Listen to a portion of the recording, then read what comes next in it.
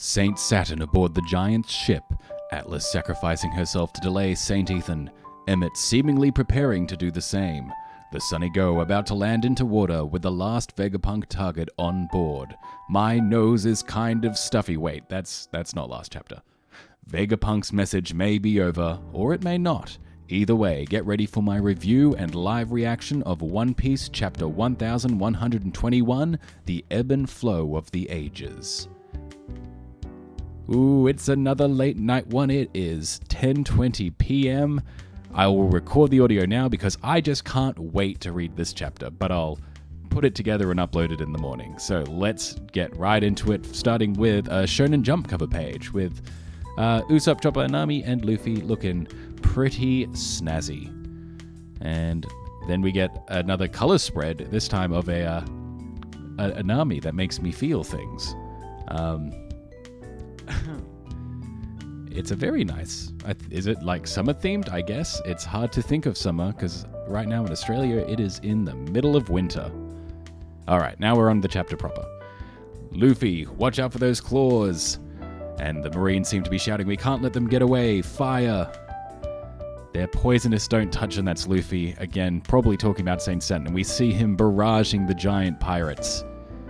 Yeah, nothing good can come from touching that. What an intense attack, and Saturn looks extremely intense. He's probably trying to do his death glare thing.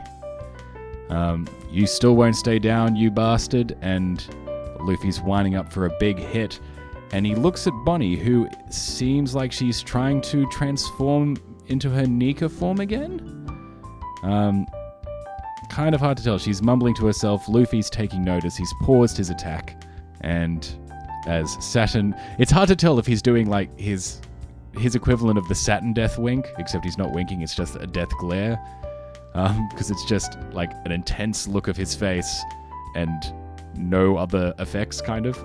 Either way, Luffy punches him, punches one of his, what'd you call them? Claw feet things? What do they call them last chapter? They called them claws, yeah. I mean, they're kind of just spidery legs, but Luffy punches one of the claws, protecting Bonnie, who's huffing and puffing, and then she jumps into the air, and Saturn says, Bonnie! And she's wheezing, so she's really out of breath. I think transforming into the Nika form for a second time is really taking it out of her, but Luffy is encouraging her. That's it, Bonnie, you've got this. Vegapunk is still not done. It seemed like the elders thought that his message was done, but yeah, no, he's still talking. A day of awakening is coming where all the pressing secrets of the Void Century will be uncovered, he declares to the world. Where is this announcement happening? Because, you know, we've been going everywhere. It looks like there's looks like one of the beast pirates, and it's just a whole bunch of different pirates, but I'm not going to miss like I missed on Krieg. Is there any familiar faces in this frame? I feel like I'm probably missing a pirate or two that I should recognize, or like a jacket or a design or something here. Alright. We know the weapons technology that sank the world's continents is still in use. That power is out there. Now this is interesting. We know the weapons technology. In this panel we see Shirahoshi, so we see Poseidon. That sank the world's continents. We see, I believe that's Vivi. It's a bit of a different angle, or is it? Who is that? That's Vivi, surely. Sorry, I'm examining this panel. I can't remember exactly what she was wearing when she's aboard Big News Morgan's airship. I'm going to assume that's Vivi. We say, is still in use, that power is out there.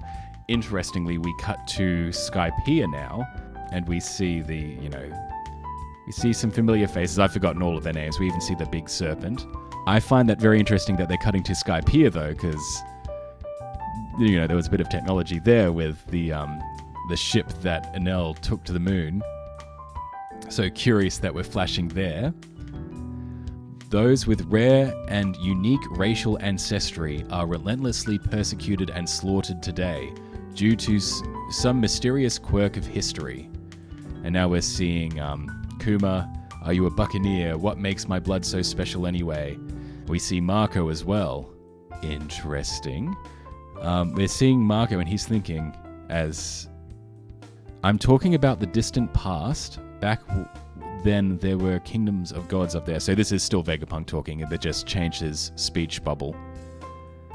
That makes me think, is Whitebeard a buccaneer? If they're talking about buccaneers and then they're showing Marco reminiscing of Whitebeard. That's a question. You're a Lunarian. The world government is offering 100 million berries for any information on them. Look, she's got 3 eyes. So, okay, we're seeing the Buccaneers, we're seeing the Lunarians, we're seeing the 3-eyed tribe, so we're seeing Pudding here as well. That's interesting if Whitebeard is confirmed as or being hinted at being a Buccaneer in this moment right here. I'm just wondering, so the speech bubbles don't really make much sense here because they're like flashback speech bubbles. So I guess maybe this is, they're thinking of what, so the characters that Vegapunk is talking about, or the races that Vegapunk is talking about here, are reminiscing themselves. So Marco is thinking of Whitebeard, and he's hearing or remembering Whitebeard saying, I'm talking about the distant past. Back then there was a kingdom of gods up there. And then we see King, and he's thinking, you're a Lunarian, the world government is offering 100 million berries for any information on them. And then we see Pudding, and she's, well, and also just to note, Pudding is currently behind bars, so she's still captured by the Blackbeard pirates. And we see her thinking of, look, she's got 3 eyes when she was bullied. Saturn now shouting, Nika, you're mine, but he's going for Bonnie. You are but a parrot mimicking what you do not comprehend. Luffy, it's hard to tell if he's angry, but he's like smiling but frowny. He says enough, hits, or kicks, sorry, I should say, Saturn's legs out of the way, go she, and Bonnie with tears in her eyes. Look, okay, I'm gonna stop here before I go any further. I think the editor or Oda or somebody, I can't remember where I heard this from, said there was, the big reveals aren't done, like, the incident at Egghead is supposed to shake the world, and I've thought, I haven't voiced it, but I've thought that I reckon one of the elders is going to die. Because that would be enormous. That would be huge to the world that one of the 5 Elder Stars gets killed. And I think, and I hope, that it's Saturn. So, if Bonnie punches him into the water and he drowns, or Emmett explodes, or something happens here. But yeah, Bonnie's got tears in her eyes, and she is reminiscing of her memories that she saw from Kuma, where Saturn says to a young Kuma, you can either live as a slave or die. Nothing else can be tolerated for someone of your ilk. That is what the tides of time have decided. Bonnie, how dare you? All those things you did to Daddy. We look at Kizaru lying on the floor. As Bonnie continues talking, what you did to Mommy. Your mother ended up being part of my drug experiments. Bonnie again. How dare you call yourself a god? Real gods do exist. Bonnie, say hi to Mummy. She's remembering, I've completely forgotten Bonnie's mum's name. Ginny. Yeah, we're just seeing a sort of a flashback of when Bonnie's a baby reaching out towards Ginny. Now we see a shot of Kuma and young Bonnie dancing together. I wanted to be a hero, someone who could save people. Real heroes too. So real gods do exist, real heroes too. All I ever wanted was for the 3 of us to live in peace. Being alone for so long made me want to die, but I kept going. I owe everything to those 2. It's going to make me a bit teary. Thank you, Bonnie. We're so glad you were born. This is a flashback, though. I guess this is an alternate, like what life could have been if not for Saturn. And so she's seeing like a healthy Ginny and Kuma, and they're just holding her. They've blessed me in so many ways. Liberating. And Saturn manages to squeak out a, you insects, as Bonnie winds up a giant punch along with Luffy. Though, is Luffy behind her, or is she just imitating him? It's kind of hard to tell in this shot. Either way, liberating. Next page. There will be, this is Vegapunk once again, there will be a reckoning on the day those answers come. You must be on guard to protect yourselves. We see Iceberg here. No matter what happens, we see Caesar and Vinsmoke Judge. I have faith in humanity's capacity for wisdom. We flash to, I believe those are the weather scientists of the weatheria where Nami studied. I have faith in science. Bzz. So Roger died 25 years ago. Bzz. And it's been 2 years since Whitebeard's death. A new age is heralded by the passing of old legends. And we see the giant shot of Nika Punch. So we see... Okay, so Luffy was behind her. He is blasting Saturn, and good on Bonnie, she's getting one punch in there too. And you can see Saturn's legs getting, I believe, torn off by this punch. So I guess Vegapunk is pulling a Whitebeard. Is he going to say, the One Piece is real? Or something like that. Oh, Saturn doesn't seem like he's recovering, and he's falling into the ocean. This is the big question. Or he's about to. I'm sorry, I haven't even seen the full page. I'm just seeing the top 2 panels. Today, there are certain individuals who can't be oppressed, and we're seeing a massacred Saturn, blown to pieces, falling backwards into the water. They've destroyed the masthead of the Viking ship, which is... Actually, it's not the masthead, it's the back of the ship. So, they'll owe the Giants for damages. And the Giants are all exclaiming, yeah, Bonnie's crying.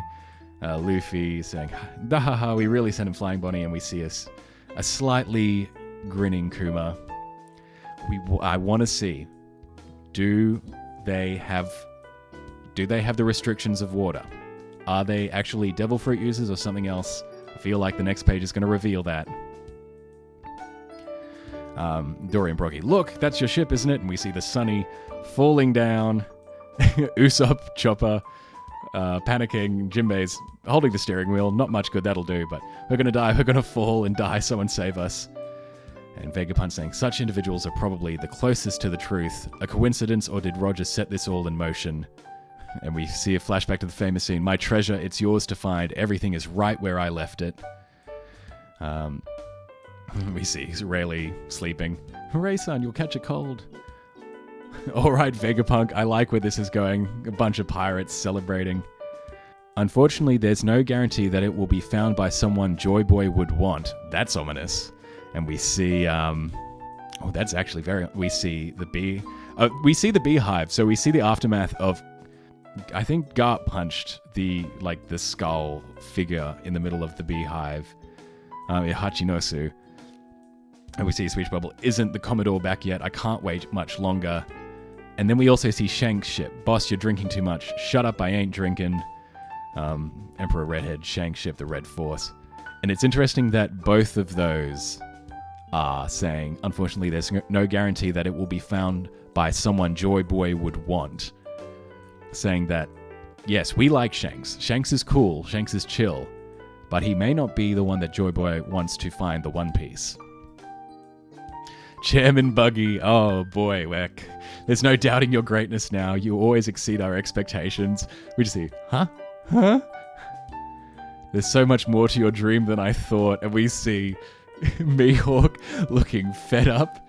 And we see just dark lines over Crocodile's expression to it. He's just like, I can't believe this nonsense. So I think they're probably listening to it. It's like, oh, finding the One Piece. Oh, Buggy, you want to reveal this dream? I think Buggy is going to find the One Piece, by the way. I've mentioned this a long time ago.